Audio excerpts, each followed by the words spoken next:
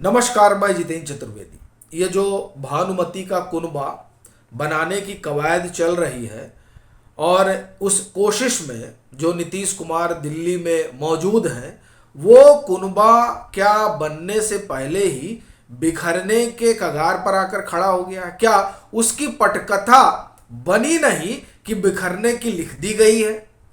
ये सवाल यूं ही तो नहीं खड़ा हुआ है। इसके दो तीन कारण हैं।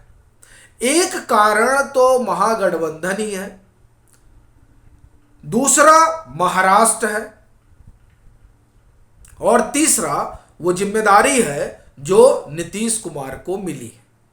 तो यहीं से शुरू करते हैं कि जिम्मेदारी क्या मिली है। भाई नीतीश जी आए और नीतीश जी तो पिछले कई आप ये कहे महीनों से इंतजार कर रहे थे कि कांग्रेस बुलाए और हमसे कहे कि भाई आप जो है अब आगे चलिए, और बुला लिया गया। उनको जिम्मेदारी दी गई है। जिम्मेदारी बड़ी दिलचस्प है जो उनको मिली है। उनको 6 पार्टियों से बात करने का काम सौंपा गया है और कहा गया है कि ये डेडलॉक आप खत्म करिए, क्योंकि ये कांग्रेस के साथ बात करने में सहज नहीं है। उन 6 पार्टियों की बात तो मैं करूंगा, लेकिन पहले 2-3 सवाल हैं उससे।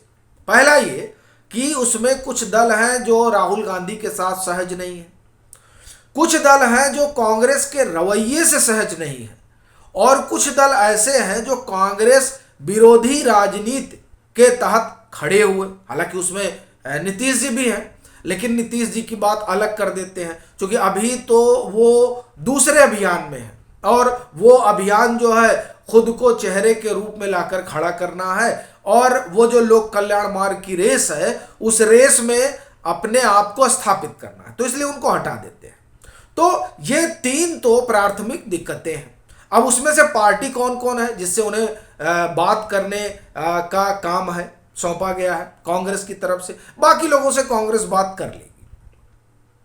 तो आप देखिए टीएमसी, ममता बनर्जी हर उस जगह बातचीत करने को तैयार हैं जिस बात में राहुल गांधी से ज्यादा सोनिया गांधी की बात हो। मतलब वो राउंड टेबल टॉक जिसमें डिसीजन सोनिया गांधी को लेना हो, तब तो ममता बनर्जी तैयार है। ममता बनर्जी को इस बात की नाराजगी है कि वो हमसे सेंटर में सहयोग तो चाहते हैं, लेकिन स्टेट की पॉलिटिक्स में सीताराम येचुरी या वाम के साथ मिलकर हमें परेशान करते हैं। तो अब ये जो डेडलॉक है, क्या वो नीतीश कुमार खत्म कर पाएंगे और राहुल गांधी को भी मना पाएंगे इस बाबत? ये एक बड़ा सवाल रहेगा। दूसरा, उनको केसीआर से भी मिलना है। हालांकि केसीआर से कांग्रेस के रिश्ते तल्ख तो बहुत है, अब उसे वो कैसे ठीक करेंगे ये देखने वाली बात रहेगी। फिर जगन मोहन रेड्डी से भी बात करने का जिम्मा इनको है। अब जगन मोहन रेड्डी, आपको पता है कि चंद्रशेखर राव रेड्डी के पुत्र हैं, और जब उनका निधन हुआ था हवाई दुर्घटना में, हेलीकॉप्टर दुर्घटना में, तब ये चाहते थे जगन मोहन रेड्डी कि उनको मुख्यमंत्री बनाया जाए, लेकिन तब कांग्रेस तैयार नहीं हुई थी और फिर वो कांग्रेस से अलग होते हैं, उनके ऊपर इंक्वायरी वगैरह बैठती है सीबीआई की, वो अपनी पार्टी बनाते हैं और आज वो मुख्यमंत्री हैं।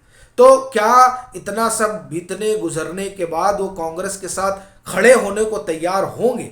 यह भी अपने आप में एक सवाल है। और एक बात यह भी कि उनकी पार्टी फिलहाल तो कई मामलों में, या आप कहें ज्यादातर मामलों में, भाजपा का समर्थन ही करती है। तो ऐसी स्थिति में क्या बातचीत हो पाएगी, यह भी एक सवाल है। फिर अरविंद केजरीवाल तो अभी कह ही रहे हैं, भाई अरविंद केजरीवाल तो राहुल गांधी के समर्थन में आई है, लेकिन वो समर्थन कितना दिन तक रहेगा, यह भी अपने आप में एक बड़ा सवाल है। हालांकि नीतीश कुमार की उनसे मुलाकात हुई है। समाजवादी पार्टी से भी बात करना है, पर क्या समाजवादी पार्टी उस पार्टी को उत्तर प्रदेश में कोई हिस्सेदारी देगी जिसकी स्थिति 2% के आसपास है? भाई कांग्रेस को 2.5-3% वोट मिले हैं, तो क्या वो उनके साथ किसी तरह की पॉलिटिकल अंडरस्टैंडिंग के लिए तैयार होंगे? ये अपने आप में एक बड़ा सवाल है। और जो असल लड़ाई है वो है मुस्लिम वोट की। तो उस वोट को से समझौता तो मुझे लगता है ना केसीआर करने जाएंगे ना अरविंद केजरीवाल करने जाएंगे, ना एसपी करने जाएगी। और खासतौर से उत्तर प्रदेश तो बहुत मायने रखता है, क्योंकि सबसे ज्यादा लोकसभा सीटें यहीं से आती हैं और यही तय करता है कि मामला कहां तक आगे जाएगा, जो दिल्ली की सत्ता में बैठेगा। और फिर इनको जिम्मा है बीजू जनता दल, मतलब नवीन पटनायक से बात करने का। एक तरीके से आप कहें कि जो जनता परिवार है, उस जनता परिवार को एक छतरी में लाने की मोटे तौर पर कह सकते हैं कि जिम्मेदारी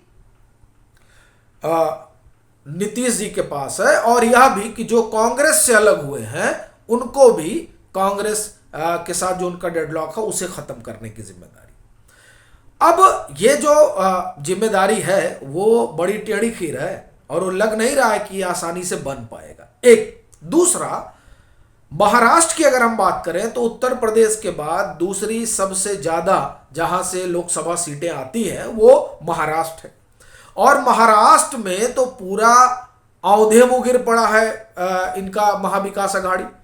आपको ख्याल होगा कि इसी को कहा जा रहा था कि महाविकास अघाड़ी रथ रोक देगा, यहाँ नरेंद्र मोदी का अश्वमेध का जो रथ है वो पंचर हो जाएगा, इस बार पूरा उलटफेर हो जाएगा। उलटफेर तो हो गया, लेकिन वो महाअघाड़ी के पक्ष में है ये तो नहीं दिखाई दे रहा है। क्योंकि शरद पवार ने जिस तरीके से समूचे विपक्ष की हवा अडानी के मसले पर निकाली, उसके बाद से तो मुद्दा ही नहीं बचा और डिग्री का अलग से उन्होंने बेड़ा गर्क कर दिया। सो अब तो ये धाराशायी हो गया पूरी तरह से। और फिर कहा जा रहा है, जैसा कि नाना पटोले आरोप लगा रहे हैं जो वहां प्रदेश अध्यक्ष है कांग्रेस के महाराष्ट्र में, कि मंडी समितियों का चुनाव होने जा रहा है, इसमें भाजपा और एनसीपी मिलकर चुनाव लड़ेंगे। तो इस तरह से वहां जो राजनीतिक घटनाक्रम है उससे यह लग रहा है कि महाराष्ट्र तो गया। अब महाराष्ट्र गया से अपना कहने का तात्पर्य यह है कि यूपीए का हिस्सा हुआ करते हैं एनसीपी। तो एनसीपी कहां खड़ी है यह अपने आप में एक सवाल है। और उससे भी बड़ी बात यह है कि अगर एनसीपी को माइनस करिए तो महाविकास अघाड़ी महाराष्ट्र में क्या कर लेगी। तो अब महाराष्ट्र वाला भी मसला थोड़ा गड़बड़ है। और यूपीए में जो है वो आप देख ही रहे हैं, चूंकि ममता बनर्जी पहले ही सवाल उठा चुकी है कि यूपीए बचा भी है क्या। कहा जा रहा है कि यूपीए का चेयरमैन बन सकते हैं नीतीश जी। देखिए क्या है। तीसरी चीज उस महागठबंधन की है जिस महागठबंधन के अगुवा नीतीश कुमार है, वो दिल्ली में है।